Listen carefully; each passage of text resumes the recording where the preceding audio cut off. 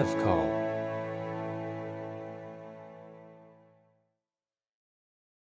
This evening, we're extremely pleased to be welcoming the Deputy Chief Crown Prosecutor from the Crown Prosecution Service, Mr. Lawrence Callister. Welcome. Thank you, Julia. It is very much my pleasure to talk with you tonight. Lawrence, you're a well-known figure to people who follow the culture wars in our country. Many of our listeners will know you for your views on health and safety and the so-called nanny state. Quite right.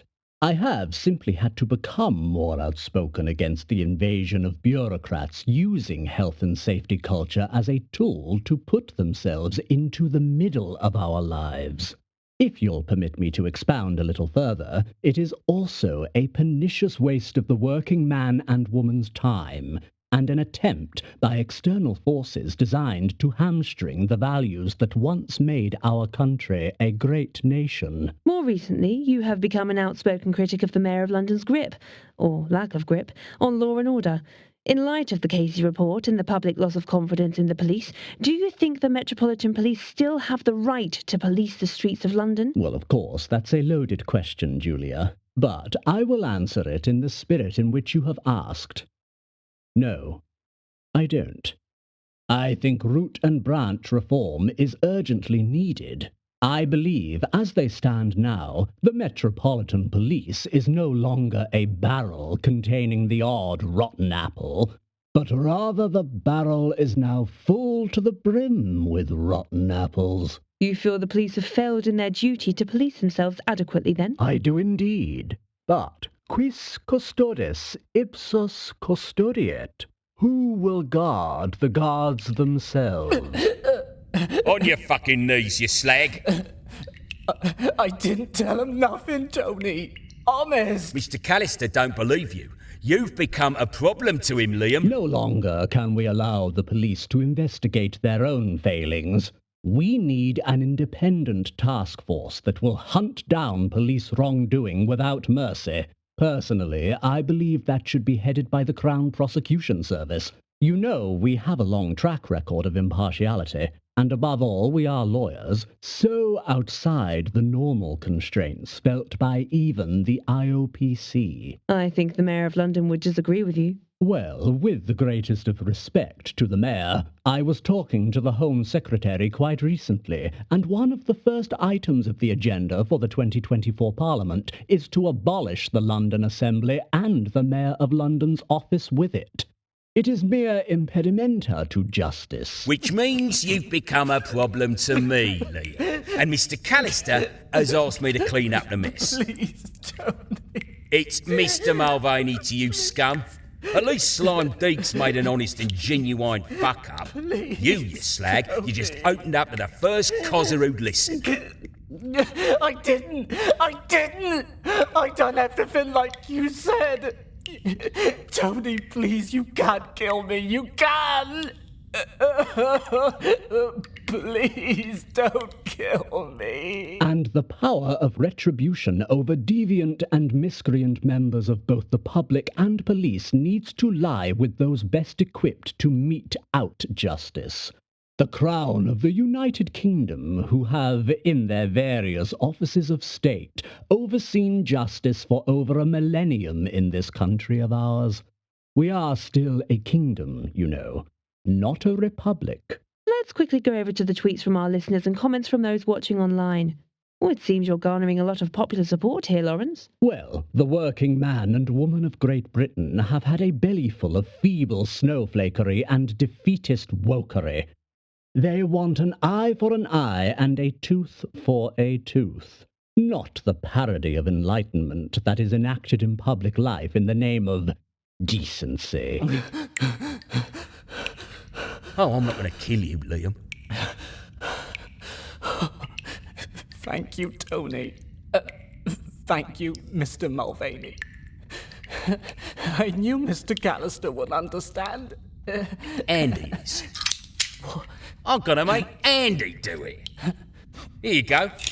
It's loaded, and there's 15 bullets in it, so there's no excuse to miss. Andy. Mr. Metcalf, you are called to do your duty for the cause. Andy, please. Mr. Callister calls you to do your fucking duty. You can't do this. Don't listen to him, Shoot Andy, the please. fucking slag. Thank you, Lawrence Callister. That's been most interesting, and might I say gratifying, to hear the views of the majority in our country so eloquently expressed. Thank you, Julia. It has been a most edifying discussion. Nefarious by Richard Bates. Part 3.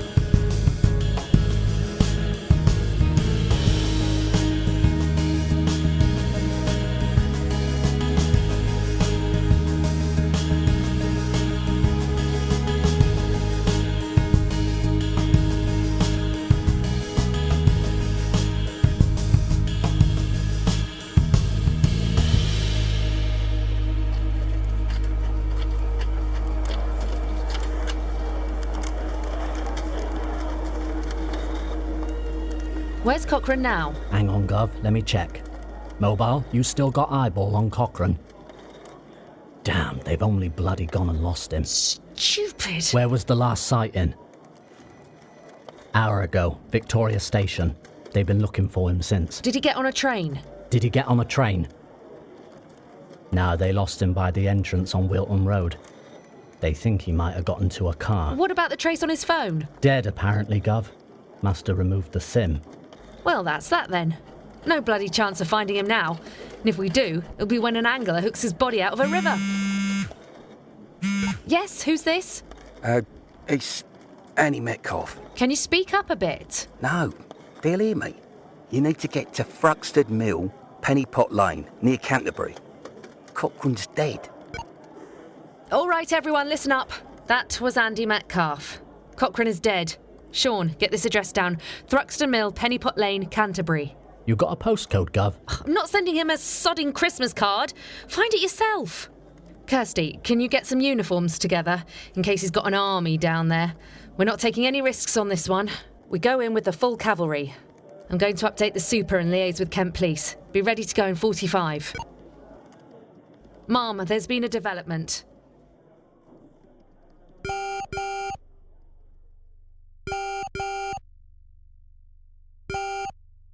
Mr. Mulvaney, Yes.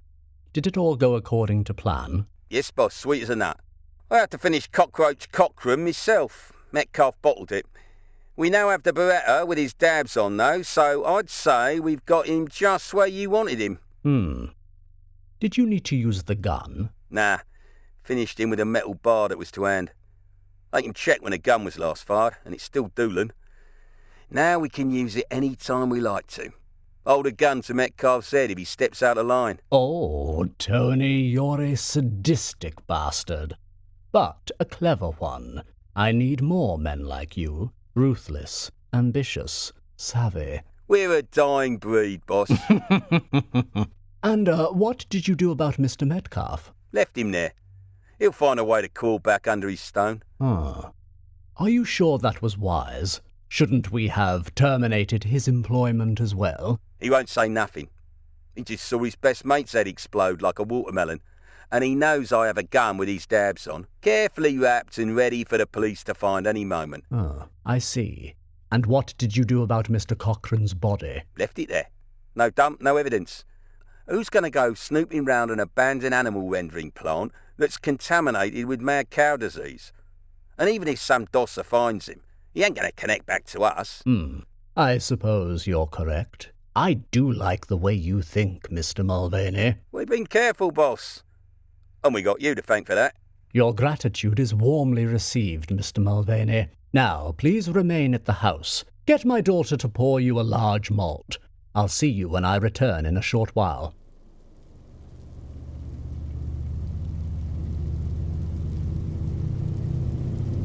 I think this is it, Gov. Google Maps is saying the next gate. Oh wait, it's caught up now. That way, I think. The uniform is flashing you on with his torch.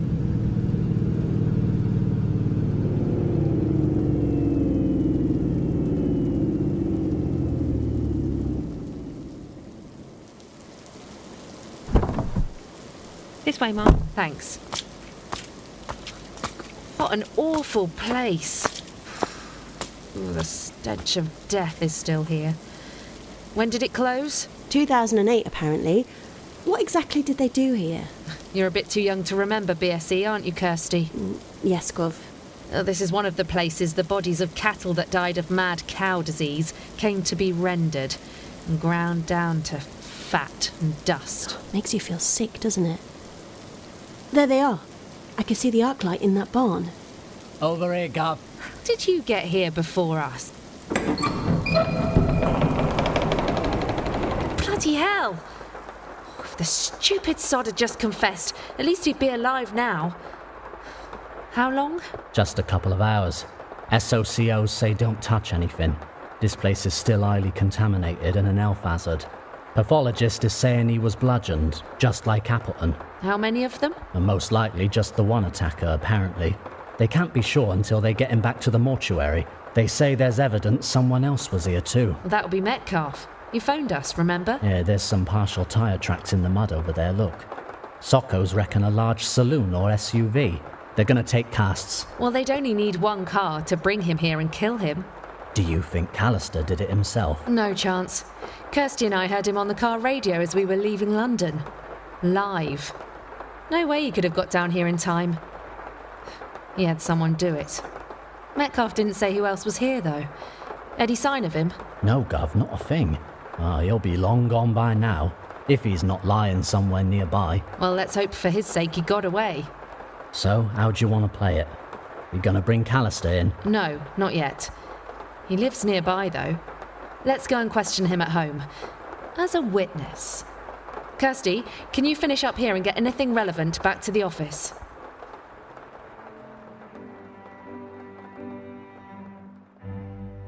Daddy, you were spectacular on the radio. My hands were a bit full at that time, boss. You'll walk it in the by-election, you know, Daddy. I hope so, darling. Mr. Mulvaney, would you care for another malt? This is a particularly fine cooperage. The Home Secretary gets a special batch.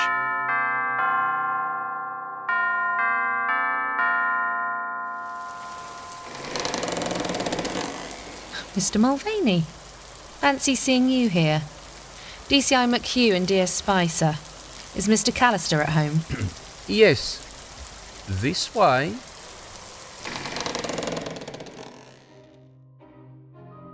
DCI McHugh, DS Spicer, Kingley Street Police Station, London. Ah, Miss North. The coincidences just keep coming. The different name, you see. I didn't instantly make the connection. I use my mother's maiden name for work. You're a long way off your beat, officers. Are you aware of a disused industrial site, Thruxted Mill? Well, yes, of course. The old meat place. It's not 5 miles down the road from here. Why? A body connected to a case I'm investigating was discovered there earlier this evening. And why are you... Oh, I'm not here to question you as a suspect, sir. I was just wondering if you or any of your guests have seen or heard anything, or anyone, out of the ordinary tonight, seeing as how you're the nearest house. We've been in all the evening. That's right. Haven't been out. Well, apart from you, Mr. Callister, I heard you on live radio as I was driving down from London. Well, yes, but... You didn't see anyone? An unusual car which passed you on your drive home, perhaps? No, I'm sorry, I didn't. Oh, thank you. That'll be all. Oh, that's a very fine malt there. Mr. Mulvaney is lucky to have such generous friends. Do I know you? We met a long time ago, Mr. Mulvaney. In a professional capacity, you might say. You know your whiskies, Chief Inspector? Oh, I may only be able to afford to drink gin on my salary, but I notice everything, sir. I'll show you out.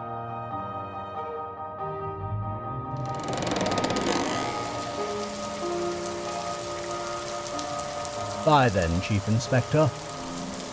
Sergeant.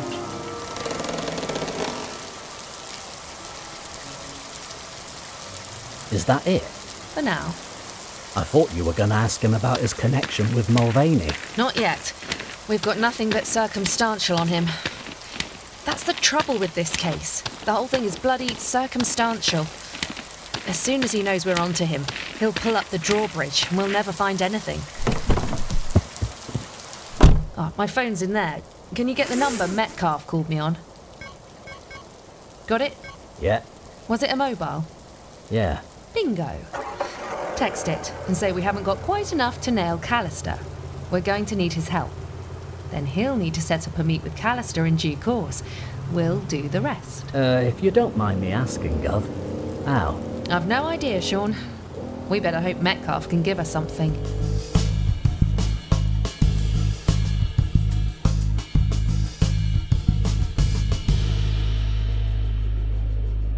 Yeah, I've read your report, Lizzie. There are some very serious allegations.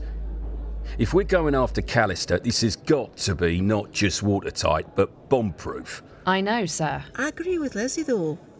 There are far too many coincidences for the connection to be accidental. And now we have a partial print on the crowbar found at Thruxted Mill. And forensics have confirmed it was the weapon used to kill Liam Cochrane. And the fingerprints are Tony Mulvaney's. Enough for a match, yes, sir.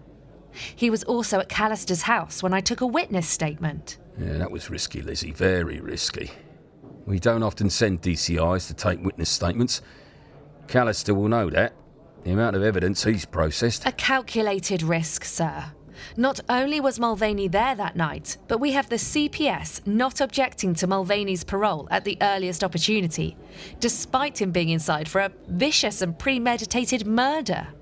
Then there's the connection with Tamara Markson. It's all still circumstantial, though. If we're going to ask the CPS to bring charges against their own Deputy Chief Prosecutor, we are going to have a chain of physical evidence. And I think we have it, sir. Metcalf told me Mulvaney tricked him to get his dabs on the gun used to murder Steve Doolan.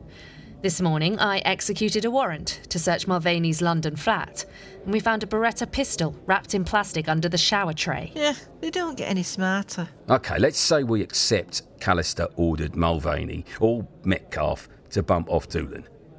Why did Callister do it? I don't know for certain, sir. I think his crusade against the rotten apples, as he calls them, has become an obsession. He's been in the media a lot lately, talking about the collapse of law and order.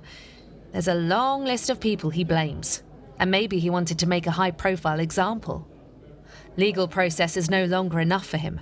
He wants guaranteed convictions, to be judge, jury, and executioner. Eesh, doesn't bear thinking about. A senior member of the CPS in a vigilante crusade against any element of society he can't stomach. And he's standing for Parliament. I know. I've arrested Mulvaney, and he's back at Kingley Street awaiting interview. I'm sure he'll call on Tamara Markson to get him out. But I've got more than enough to charge him, no matter what that stuck-up Miss Markson says. And while he's in, I've got Metcalf to demand a meet with Callister, or he'll tell all. He's a dead man. It's risky, but with Mulvaney banged up, Callister will have no choice but to come himself.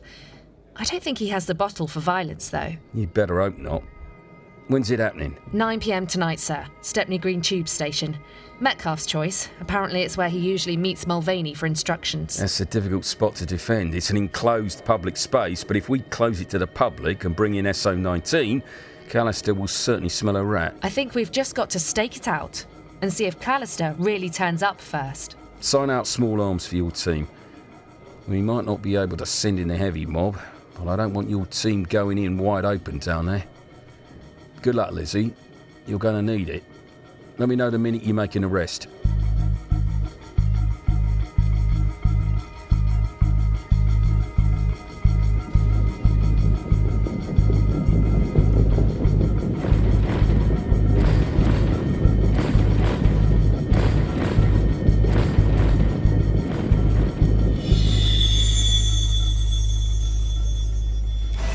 It's getting on for 9. Do you think this is the one, Gov? I shouldn't think so. When he comes, he'll be bang on time. And I think he'll come in on the other side, from the city.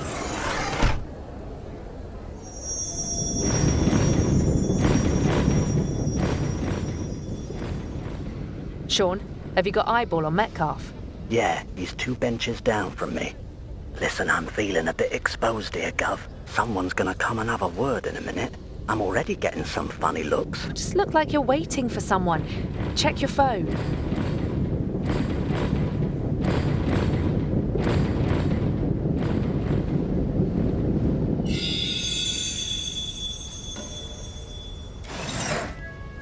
Any sign? Let me go and stretch my legs.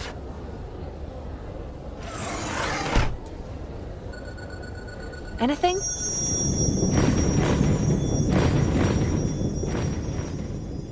Nah, nothing. Metcalf's looking a bit jittery, Gov. We could have a warm hug from the custody sergeant once we wrap this up. Have we checked his wire? I did, back at the station, Gov. All working fine. And I did once we got here. Well, let's check it again. I don't want to miss a word Lawrence Callister says. This might be our only chance to get him on tape admitting anything. Well, they do say you got no evidence, you get no confession. Thanks for the boost, Sean. All right. I'll check it again. Yes? Don't panic, it's just me, DS Spicer. Can you give us a few words to make sure the microphone you're wearing is still working okay? Will these few words do? Perfect.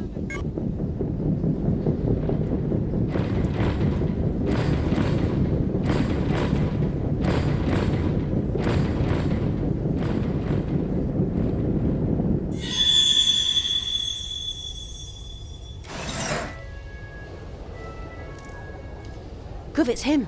Callister. Where? Third carriage, middle doors. It is. Bloody hell, it is. He's early. You got him too, Sean? Yeah, what do you want me to do? Just wait a minute. He's not getting off. Why not? Bloody hell, has he seen us? Shall I follow him, Gov? Unlikely. No, if we all start moving, he'll definitely tumble us.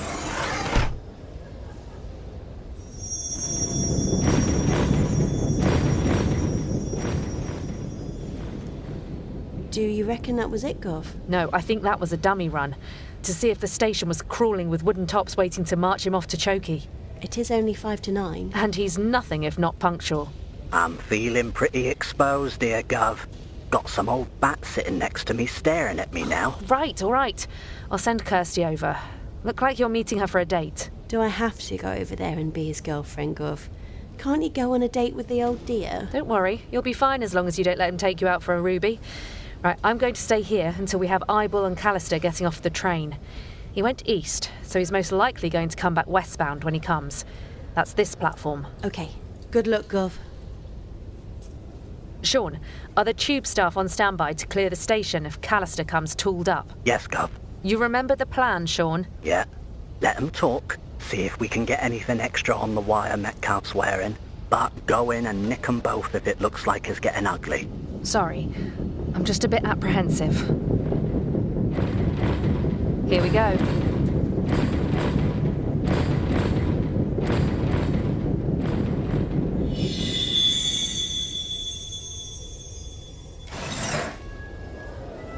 He's getting off the train and heading towards the overbridge.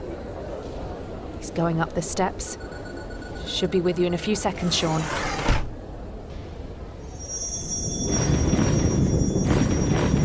Got him, Gov. Cool as you like, going straight over to Metcalf. Okay, let's maintain radio silence unless there's an emergency. You've got a nerve, Mr. Metcalf. I wouldn't have called you out unless it was really important. Thing is, I can't take any more, Mr. Callister. With Liam getting killed and me being nicked, I'm worried I'm going to crack and tell him. I can't keep you out of it, Mr. Callister, no more. My head's fit to burst with all the pressure I've been under. Get a grip, Mr. Metcalf. You're a professional, and I'm a professional. No one is telling anyone anything anyhow. But I saw Mulvaney kill him with my own eyes. It plays over and over in my head like a VHS that won't wear out. I dream about it. It was a necessary expedient, Mr. Metcalf. We both believe in the cause, don't we? Real justice. Remember that, Mr. Metcalf. Or have you forgotten, like Mr. Cochrane did? No, sir. And have you forgotten you're in it up to your neck as well? Yeah, but the first ones were necessary, though, I get that. But Liam, what did he do? Mulvaney just killed him because he's addicted to killing. He's no actor. He's a psycho. Oh, what did Liam do? What did Liam do?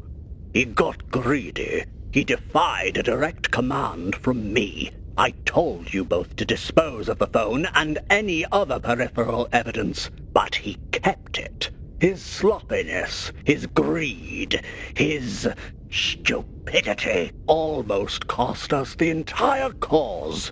Men are disposable. You and me even are disposable, but not until the cause is out of the cradle and standing on its own feet. Till then, it needs parental love and nurture. Take that away, and those who wish to kill it will let it die of exposure to the filthy, woke, self-satisfied, corrupt, greedy, tiny sector of our society who want to sacrifice justice for their own political power. I represent that parental love, and I will do anything to protect the justice I have nurtured all these years. But you didn't order the killing of Liam. My friend, my bestest friend in all worlds. Tell me you didn't. Oh, of course I did. He was stupid and greedy. He'd already outlived his usefulness, and like any piece of scrap, I sent him to the crusher. You bastard! You no-good, mouthful of hot potatoes bastard! What's this? What? Everyone stand by. Are you wearing a wire? Are you recording this conversation for the police, Metcalf? Oh, that DCI bitch who came to my house. He's got a flick knife, Gov. We need to get in there. Okay, go. Yeah, I am. And I'm doing it for that piece of scrap. Liam Cochrane was his name. You're going to kill me too, are you? With pleasure. Detective Sergeant Spicer, drop the weapon. Drop your weapon, Mr. Callister. It's all over now anyway. Lawrence Callister, I'm arresting you for conspiracy to murder Detective Sergeant Stephen Doolan, Detective Sergeant Mark Appleton, Mr. Simon Deacon and Mr. Liam Cochrane, and for grievous bodily harm on Mr. Andrew Metcalf. And anything else I can come up with. You do not have to say anything, but anything...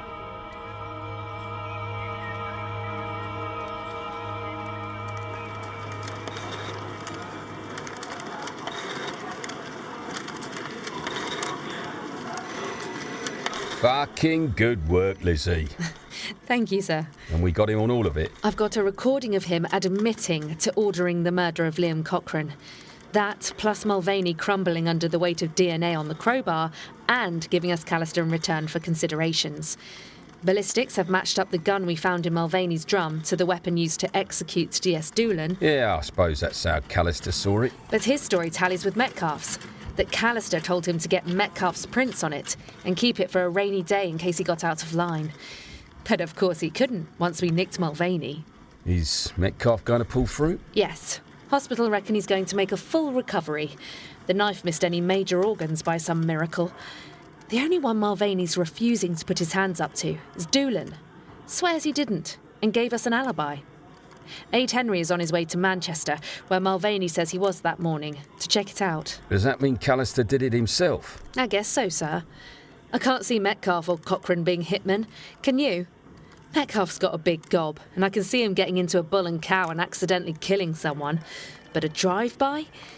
Callister did start off working for the courts-martial, so he'd have access to any number of people who could get him a gun and show him how to use it.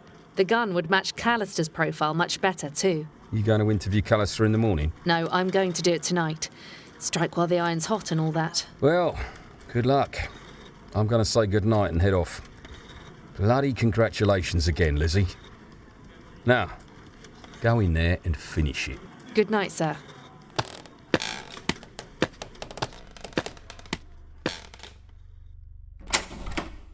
DCI McHugh entering the room at 0340 hours, Thursday the 20th of July, 2023. Also present, Detective Chief Superintendent Brennan, also of Kingley Street Police Station. Mr. Callister, have you been read your rights?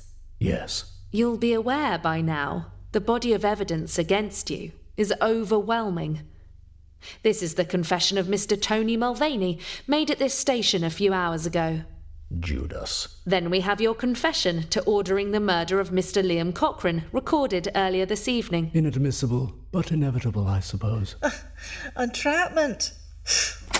Gov, can I have a word? Now? I think you're going to want to hear it. All right. Interview suspended. DCI McHugh leaving the room. Well? Just heard from Aid Hendry. Mulvaney's alibi checks out. There's no way he could have done Doolan. That means Callister did the first one himself. It was personal. And the geeks have gone through the sat-nav on Callister's car and put him near the home address of Steve Doolan at around the time of the murder. Got him. Well, enough to give him some explaining to do. DCI McHugh returning to the interview room at 03:47 hours. I've just heard some very interesting news from my colleague. Oh, and what is that? That Tony Mulvaney was nowhere near Stockwell the morning DS Doolan was shot. But you were. Well, I would had to have been, wouldn't I? And why's that?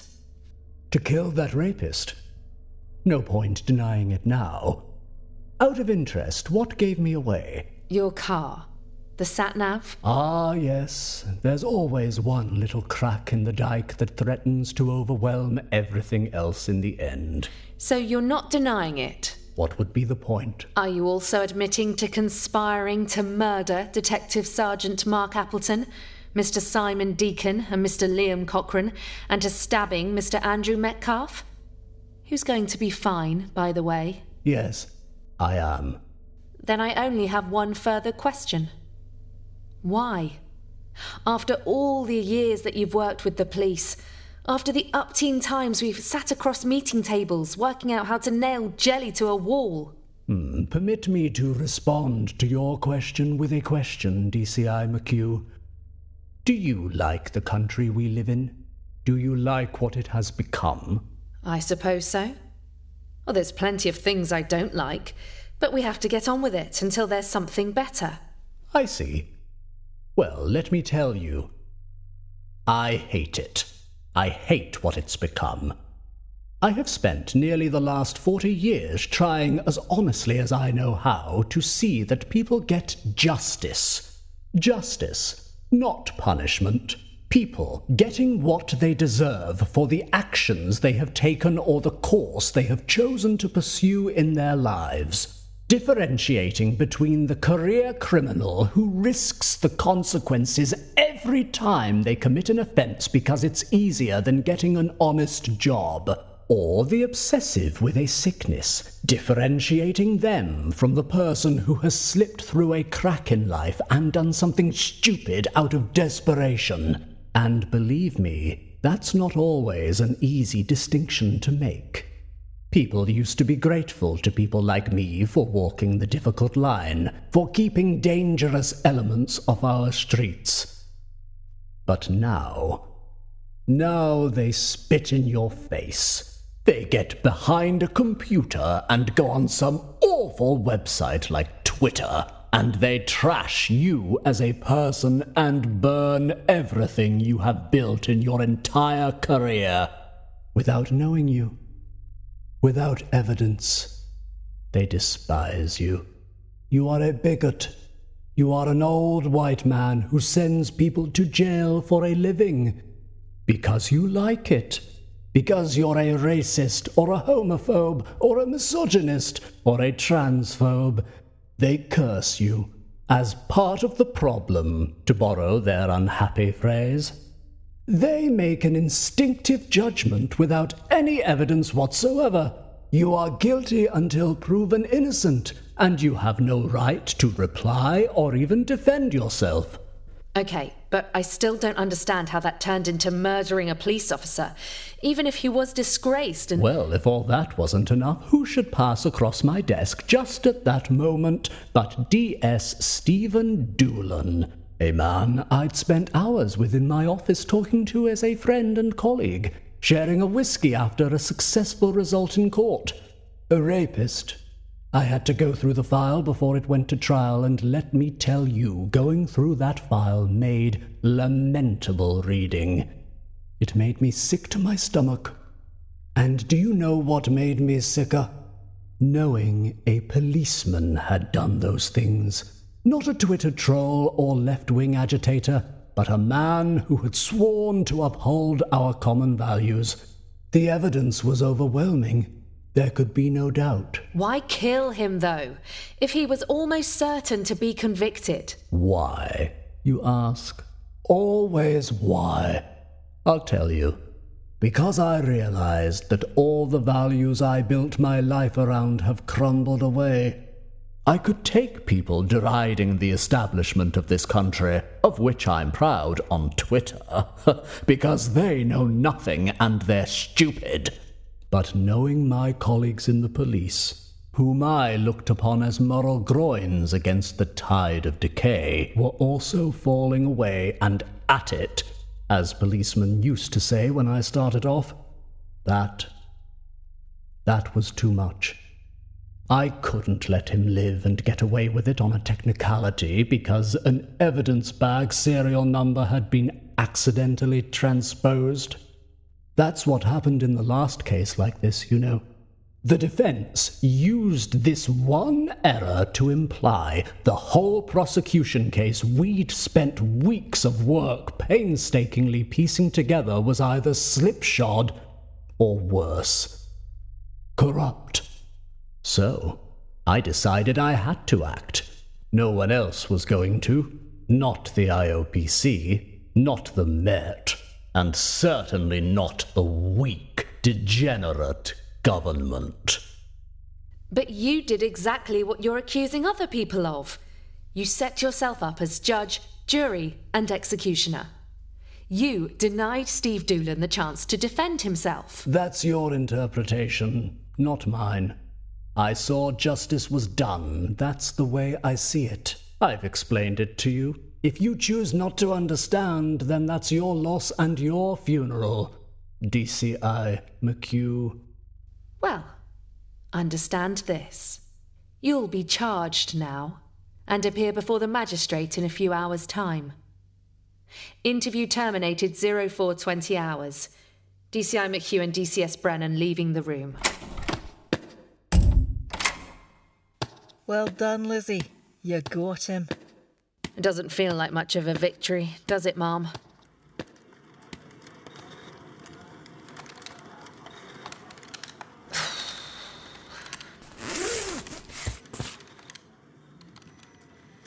Thursday night, inside the Victory, tailing Metcalfe and Cochrane. They're sat at the bar. Don't think I've been eyeballed yet. Shadowed Cochrane by car from Metcalfe's flat on Haygate Street, up through the elephant.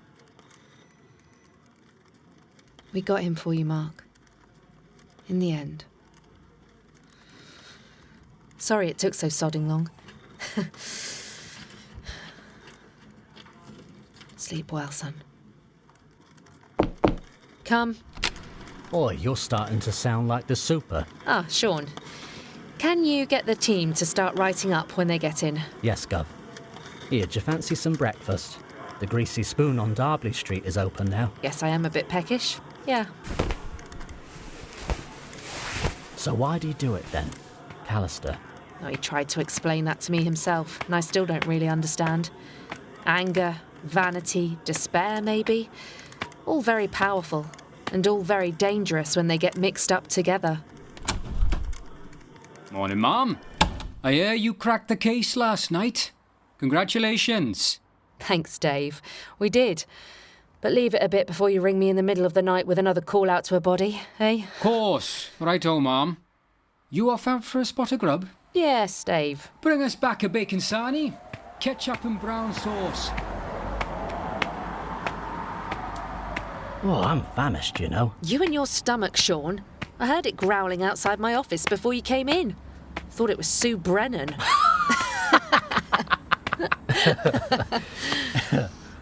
Oh, I forgot to tell you, Gov. Forensics asked if you could stop by today and pick up that note from your car they analysed. Now he tells me.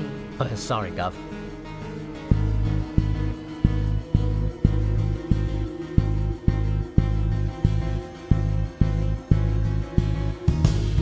This was an Evcol Entertainment Clockwork Digital Studios original production, a part of the On Another Wavelength audio anthology series, featuring the voice talents of Michelle Campbell-Jones, Holly Gillanders, Will Harrison-Wallace, Mitch Howell, Chris Machari, Georgie Montgomery, Helen Stirling-Lane, and Mark Stewart.